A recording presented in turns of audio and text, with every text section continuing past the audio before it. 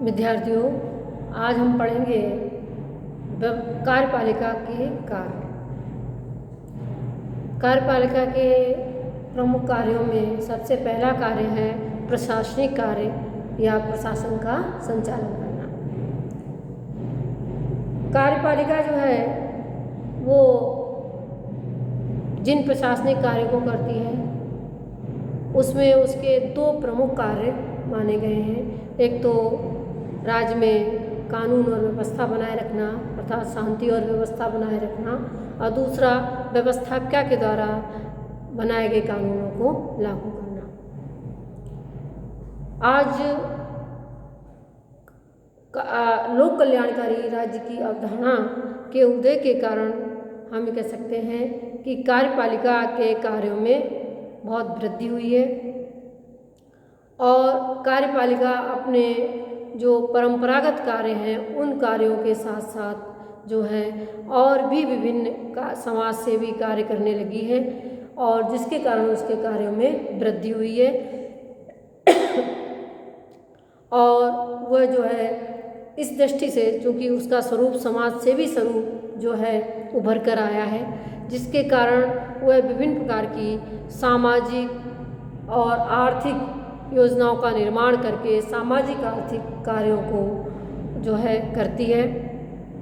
आज कार्यपालिका विभिन्न क्षेत्रों में कार्य कर रही है, विभिन्न प्रकार की योजनाएं बना रही है, जैसे कृषि के क्षेत्र में, उद्योग के क्षेत्र में, वाणिज्य के क्षेत्र में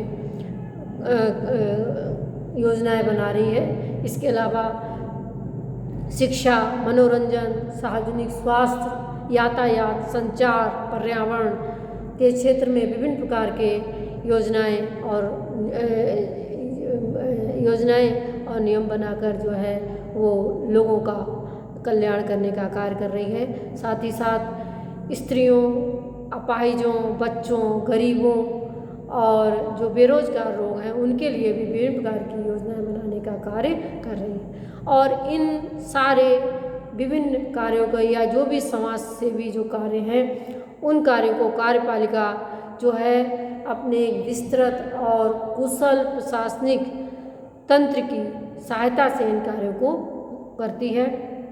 या हम ये कहें कि इतने विस्तृत कार्यों को करने के लिए कार्यपालिका ने जो है अपना एक कुशल और विस्तृत प्रशासनिक तंत्र या ढांचा का निर्माण किया है और इन विभिन्न प्रशासनिक अधिकारियों और कर्मचारियों के वेतन, उनके भत्ते, उनकी पेंशन, उनकी नियुक्ति, उनकी पदावधि, उनकी कार्यमुक्ति, उनकी पदावनति से संबंधित जो भी नियम और सेवा शर्तें हैं उन्हें लागू करने का कार्य भी कार्यपालिका के द्वारा ही किया जाता है। इस प्रकार से हम कह सकते हैं कि इन विभिन्न प्रकार के कार्यों को संपादित करके कार्यपालिका प्रशासन का संचालन करती है।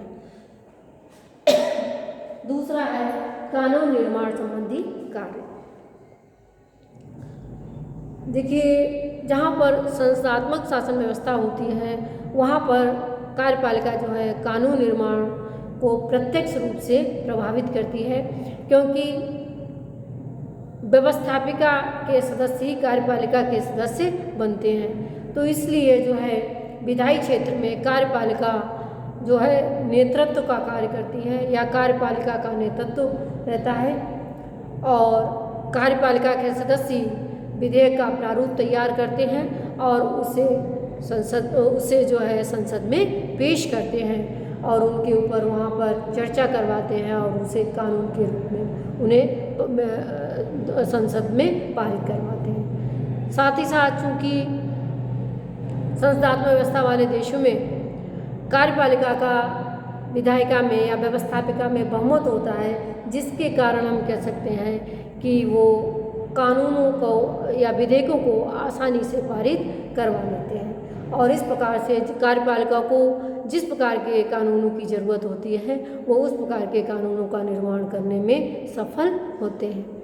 जहाँ पर अध्यक्षात्मक शासन व्यवस्था होती है वहाँ पर चूँकि कार्यपालिका और व्यवस्थापिका में घनिष्ठ संबंध नहीं पाया जाता है, या हम कह सकते हैं कि कार्यपालिका कानून निर्माण को प्रत्यक्ष रूप में प्रभावित नहीं कर पाती है। तो ऐसी स्थिति में कार्यपालिका जो है या जो राष्ट्रपति है वो संसद के नाम संदेश भेजता है कि उसे किस प्रकार के प्रशासन के संचालन के लिए या देश को किस प्रकार के कानूनों की ज़रूरत है, और उसके अनुसार वह जो है विधायिका से, व्यवस्थापिका से कानूनों का निर्माण करवाती है, करवाने में सफल होती है। साथ ही साथ इन देशों में जो कार्यपालिका है वो वीटो पावर या निषेधाधिकार के माध्यम से भी व्यवस्थापिका को प्रभावित करके कानून निर्माण का कार्य अपनी इच्छा अनुसार करवा लेती है। इसके साथ ही साथ कई बार जो कार्यपालिका है वो अध्यादेश जारी करके भी जो है कानून का निर्माण करती है, क्योंकि जब कई बार संसद का अधिवेशन नहीं चल रहा होता है और उस समय यदि कानून की तुरंत आवश्यकता पैदा हो जाती है, कानून निर्माण की ज़रूरत पैदा हो जाती है, तो ऐसे समय कार्यपालिका जो है वो अध्यादेश जारी करके कानून निर्माण करने का कार्य करती है, जिनका प्रभाव संसद के द्वारा बनाए गए कानूनों के समान ही होता है। इसके अतिरिक्त हम ये कह सकते हैं कि प्रदत्त व्यवस्थापन की प्रणाली के कारण भी कार्यपालिका जो है वो कानून निर्माण का कार्य करने लगी है, क्योंकि प्रदत्त व्यवस्थापन की प्रणाली में जो संसद होती है वो समय अभाव के कारण, समय में कमी के कारण वो कहते हैं कि कानून की मोटी मोटी रूपरेखा तय कर देती है और उनके संबंध में विस्तार से नियम, उपनियम और विनियम बनाने का जो कार्य है वो संबंधित कार्यपालिका विभागों को सौंप देती है, और कार्यपालिका विभाग जो है वो उन नियमों, विनियमों और उपनियमों का निर्माण करते हैं जिनका प्रभाव व्यवस्थापिका के द्वारा बनाए गए कानूनों के समान ही होता है। तो इस प्रकार से कार्यपालिका जो है वो कानून निर्माण के कार्यों को संपादित करती है। नेक्स्ट है न्यायिक कार्य। न्यायिक कार्यों में कार्यपालिका का जो प्रधान होता है या राज्याध्यक्ष जो होता है वो सर्वोच्च न्यायालय और उच्च न्यायालय के न्यायाधीशों की नियुक्ति का काम करता है। इसके अतिरिक्त राज्याध्यक्ष को क्षमा दान का अधिकार होता है, वह न्यायालय के द्वारा दंडित व्यक्ति के दंड को कम कर सकता है और उसे समाप्त भी कर सकता है। इसके अतिरिक्त वह कुछ ऐसे न्यायाधिकरण की स्थापना करता है जो कि प्रशासनिक न्यायालय के रूप में काम करते हैं, और इन अधिक न्यायाधिकरणों में जो है प्रशासनिक कर्मचारियों के जो विवाद होते हैं वो निर्णय के लिए यहाँ पर आते हैं और उनका निर्णय किया जाता है। इसके अतिरिक्त हम क्या है कि वित्तीय कार्य, कार्यपालिका ही देश के लिए बजट निर्माण का कार्य करती है। कार्यपालिका उसे बजट को संसद में पेश करती है। कार्यपालिका ही ये प्रस्तावित करती है कि देश की कुल कितनी आय होगी और किन किन मदों से ये आय प्राप्त की जाए, ये आय होगी या किन किन साधनों से ये आय प्राप्त होगी। साथ ही साथ ये भी प्रस्तावित करती है कि देश में कुल कितना व्यय होगा और किन किन मदों पर कितना व्यय किया जाएगा। चूँकि संसदीय व्यवस्था वाले देशों में कार्यपालिका का व्यवस्थापिका में बहुमत होने के कारण कार्यपालिका बजट को उसी रूप में पारित करवा लेती है जिस रूप में उसे पारित करवाना चाहती है। तो इस प्रकार से हम कह सकते हैं कि कार्यपालिका जो है वो बजट निर्माण का कार्य या वित्तीय कार्यों को संपादित करती है। अगला है वैदेशिक संबंधों का संचालन करना। जो राज्य का शासनाध्यक्ष है, राज्याध्यक्ष है, वो विदेशों में अपने देश के राजदूतों की नियुक्ति करती है। विदेशों से आए हुए राजदूतों के परिचय पत्र देखती है, उनका सम्मान करता है। साथ ही साथ विदेशों से संधियां और समझौते भी राज्याध्यक्ष के या कार्यपालिका के द्वारा ही किए जाते हैं।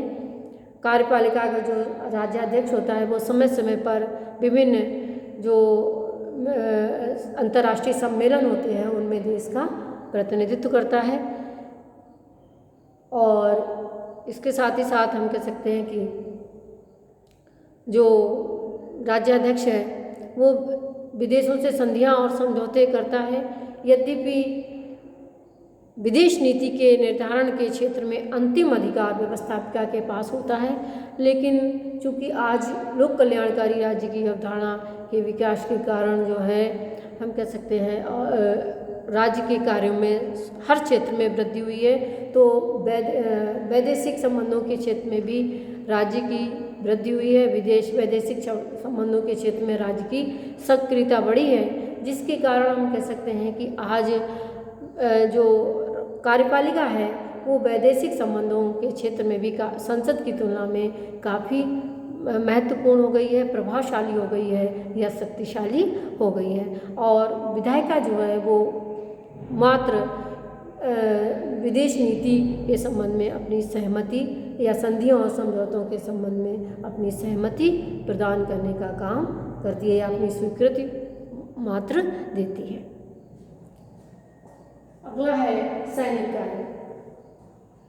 कार्यपालिका का प्रमुख कार्य है वह आक्रमण से देश की रक्षा का कार्य करना या देश की रक्षा करना।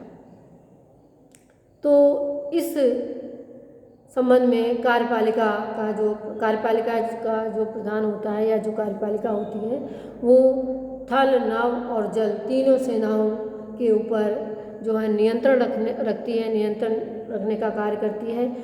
जो राज्याध्यक्ष होता है वो तीनों सेनाओं का प्रधान सेनापति होता है या तीनों सेनाओं का प्रधान होता है, और आवश्यकता पड़ने पर वह तीनों सेनाओं को समय समय पर निर्देश देकर उचित कदम उठाने के लिए जो है निर्देशित करता है, उचित कदम उठाने के लिए जो है आदेशित करता है।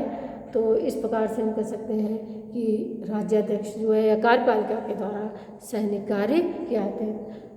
जो कार्यपालिका है वो आज उसने जो है शांति और युद्ध की घोषणा करने के अधिकार को भी आज हस्तगत कर लिया है। अगला है अन्य कार्य। इसके अलावा जो कार्यपालिका का राज्याध्यक्ष है समय समय पर देश में जो विशिष्ट योग्यता और प्रतिभा वाले व्यक्ति हैं उन्हें समय समय पर अलंकृत करने का कार्य, विशिष्ट प्रकार के सम्मान और उपाधियां देने का कार्य करती है। विदेशों से आए हुए नागरिकों को नागरिकता प्रदान करने का काम करती है। साथ ही साथ राज्य की जो विशिष्ट सेवा करने वाले लोग हैं उनकी पेंशन इत्यादि देकर उनको आर्थिक सुरक्षा प्रदान करते हैं। विद्यार्थियों, आज के समय में राज्य के कार्य क्षेत्र में विस्तार हुआ है जिसके कारण कार्यपालिका के कार्यों में भी जो हम कह सकते हैं विस्तार हुआ है। लेकिन इसके बावजूद भी हम कह सकते हैं कि कार्यपालिका ने निरंकुश रूप धारण नहीं किया है या कार्यपालिका की निरंकुशता का खतरा पैदा नहीं हुआ है, क्योंकि भले ही राज्य कार्यपालिका की शक्तियों में जो है व्यवस्थापिका की तुलना में काफ़ी वृद्धि हुई है, लेकिन इसके बावजूद भी कार्यपालिका के ऊपर व्यवस्थापिका और न्यायपालिका का नियंत्रण है। साथ ही साथ हम कह सकते हैं कि जो आम चुनाव है, विरोधी दल है, जागरूक जनमत है, स्वतंत्र प्रेस है, समाचार पत्र हैं इत्यादि के कारण जो है कार्यपालिका जो है वो अपनी मर्यादा में रहकर काम कर रही है या करती है। और इस प्रकार से जो है कार्यपालिका का जो समाज सेवी स्वरूप है वो आज उभर कर आया है।